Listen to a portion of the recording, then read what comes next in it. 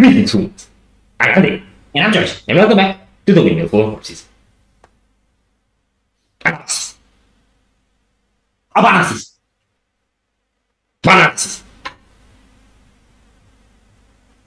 Bananasis. I'm sorry. I like bananas. Me too. Okay. We're not ready. I'm gonna go buy banana milk after we record this. I found out they have it at the supermarket. Okay, so you might remember that we reacted to Anabasis a while back.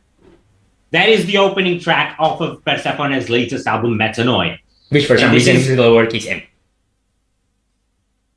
Okay, and this is Anabasis. The song's Anabasis, because it's 3 parts. And I've got Google open. And Anabasis apparently is a descent of some type on an abstract level. May refer to a military retreat, a trip to the underworld, stuff like that. I'm just quoting from Google. And then Anabasis, turns out, is an actual collection of books written by one Greek philosopher, Xenophon. But the word also on an abstract level refers to an ascent of some type. So we're seeing this theme of voluntarily descending into the underworld, taking on whatever the hell is waiting for you down there, and coming out reformed. And I am basically obsessed with this narrative lately, and I see it in basically everywhere I look. It's in Lorna Shore's latest EP, it's in Orbit Culture's Ninja album, it's in Symphony X's Underworld, it's in Gala by Mobius.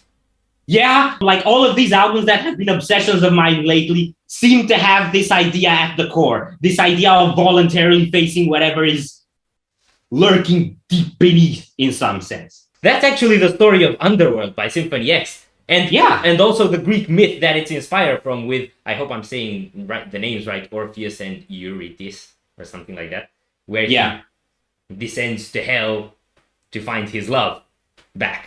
But that's not exactly the same thing. But it is the myth of descending to hell and facing the darkest things you could possibly face for that which you love. So yeah. Okay. So needless to say, I am beyond hyped, and I am not ready for this Colossus. I am not ready for this Colossus either. Let's lead into part 1. So all 3 parts will be in the description below. Check them out. Do it. This is Anabasis part 1. Are you ready? No.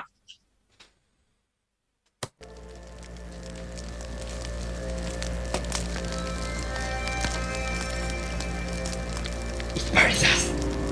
It does. Ouchie.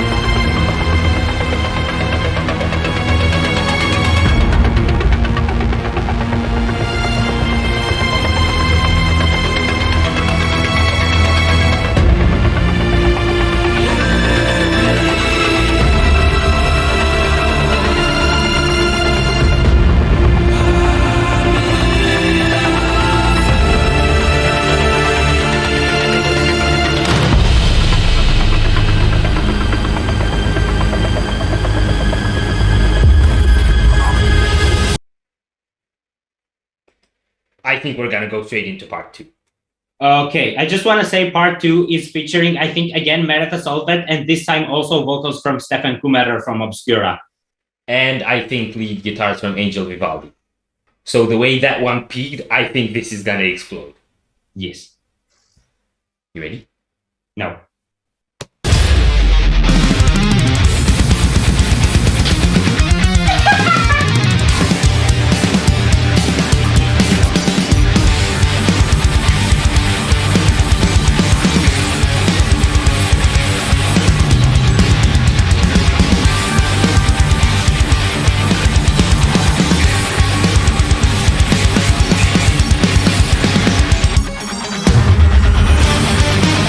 Woo!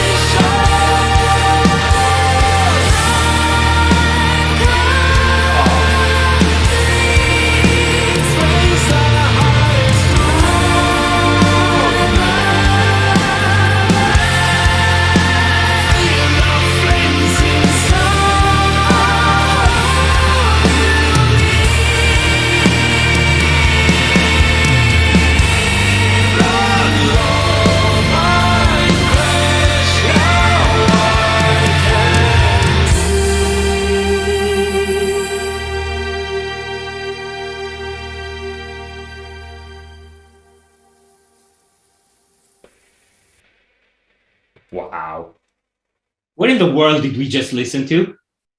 We're gonna go through part 3 as well and unpack it all, or do you want to talk now? Let's go.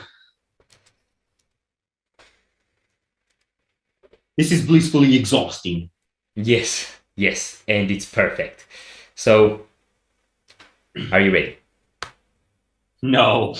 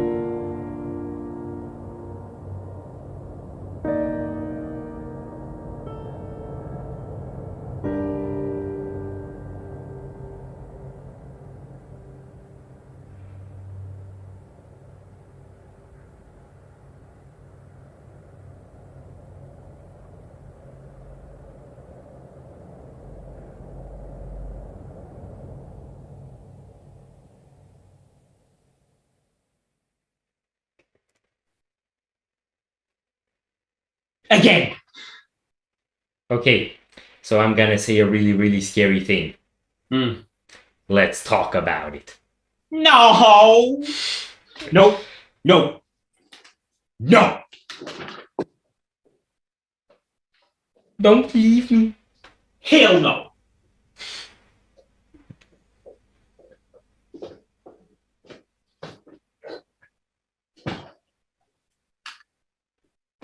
Let's talk about it.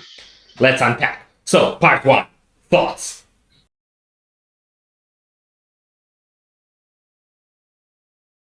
Yeah, nothing articulate. Okay. It was kind of anticipating chaos in some sense. It felt that way. Like it felt like a build-up. And it was a build-up, and the fact that we had the tracks separated spoiled the effect a bit for us, but we did want to see each part on its own, so... It happened too long ago for me to really recollect it properly. And by too long ago, you don't mean too much time, you mean too many things happened since. Yes. If you measure time by the amount of things that happened in between, it's geological eons ago. But it was very much like this. It felt like you're in a movie ahead of the final moment, like in the final Lord of the Rings when Aragorn is giving pep talks to the army before heading into Mordor. It felt like that. And the whole song actually felt, compared to Atma, like Atma, the final song is like the state of enlightenment. You're at the end. Whereas this one felt a lot more like a final stand. Yeah, I guess so. And I guess that's what part one was. It was kind of this encouragement before the final storm. Okay, so I gotta agree with at least some of that, because it definitely felt like tension building. What I want to say is there were three elements going on there that I absolutely loved that was blending together: piano, violins, and cyber robo sci-fi effects. Yes. So you had all these like very different textures. Piano is like kind of raw and organic, but really clear. Violin has the more raw organic sound, and then the cyber stuff are on the other end. And you kind of had this tugging between them that was like tensing your muscles, like creating discrepancies and stuff like that. And then that kind of thundering sound creeping onto you. So that was really, really well made. And it's, I guess it's like, to me, it feels like sinking into facing this sort of oppression that isn't really there. Because if you think back at Anabasis, it says, "Let me dance amid the flames." And the one lyric that Mo said in this intro was, "Let me dance amid the flames." And it's like, there's like all this tension, all this thing is like that thing that's stopping you, that's oppressing you, that's keeping you down. And I think that thing might be yourself. Yeah. So in a way, it does, I guess, harken back to the Anabasis, which was kind of like the descent. Yeah. And then in that state of tension, the madness takes off, and we're in part two. Yeah. So let's talk about part two. Okay, so part two, it's again this perfect symbiosis of chaos and harmony, and of heavy elements and atmospheric elements. And I love what the piano was doing through all of that, because it did have its moments to shine, but it didn't stop when the guitars and the growly boy was taking over. Yeah. And it was also really complex, almost classical musical style stuff going on the piano. So I really absolutely love that. And then the duality of the vocals between Mo and Merethe was perfect. Now, I know that Mark also had a partner in crime on the screaming bit, but my gripe is I couldn't actually pull Stefan out of the chaos and notice where exactly he was. I can't say now that's where he happened, because I don't know the timestamp and everything, but I think I could tell his voice apart because I did listen to the last Obscura album. And there were these moments when it was like, Mark has a pretty human scream. Yeah. But there were these parts where I guess everything kind of went really technical, where you had this like unhuman kind of really, really scarring kind of tone. And that's his tone. Well, and he fits in because they're bringing very much this more technological component to the music with the sound aesthetic on this album. Yeah. Which is also, I think, fitting with the times. Everything we're doing is freaking online. Yeah. And then his voice has this robotic edge and mechanical aspect to it that fits. Yeah. I mean, I'm just speaking conceptually because I haven't heard it, but I feel that's actually very much the case with Obscura. They sound really, really, really mathematical and really precise, and often quite digital. And so that mixture of textures I think is really cool, and again it makes this tug of like tension between opposites or perceived opposites, and I feel that's going on mostly in the first part. Yeah. And that's also where I think Bobby's hell is going on, because the kind of constant shifting and transitioning and strums was such a headache to try to keep track of. It was absolutely insane. I think trying to play that only mentally, only in terms of coordination, is an absolute nightmare, let alone thinking about the actual physical competence you gotta have to bringing into being and be precise. Yeah, and to be honest, from what I heard instrumentally, I think that song is hardest on Bobby from the entire bunch. Yeah. Although I can't really say for everyone because they know their hell a lot better than me. Yeah, I mean they're the one who descended into it and did the metanoia thing. Yes. Okay, and then we had that dip, and Mo's vocals and the piano came in, and then it started building up, and I find a bit of similarity between that and like the Spiritual Migration song, which is also 8 minutes by the way, and has the whole chaos on the first part, and then the dip into atmospheric and starts building on that, and then the atmospheric part goes back into like chaos, but it's more like a controlled and like disciplined chaos. And that's what the last part felt. It felt like bringing everything that's good, including the aggression, and having even that integrated into everything. And it was again choppy and chaotic, but the tones on keyboard and on everything, even on screams, were like keeping your head up and open. Yeah. And I think it's where the whole struggle and the whole torment and transformation kind of completes itself. Yeah. That's a really good way of putting it. You articulated that very well. And that puts us into part 3. And part 3 is, compared to the previous album, part 3, I think, especially compared to Atma, it makes its conclusions without lyrics. Yeah. So you just have like the vocals, but no lyrics, and the piano theme. And that's kind of saying like everything that had to be said was already said. And now we can take a breath, for Christ's sake. Yeah. It's like after all the turmoil was sorted through, what you have left is peace, and it doesn't need words. And we can finally smell the roses and have a beer and eat the biscuits, especially the biscuits. The biscuits are the perfect symbol for having come out of hell. There's no biscuits in hell. What if you have Satan-shaped biscuits?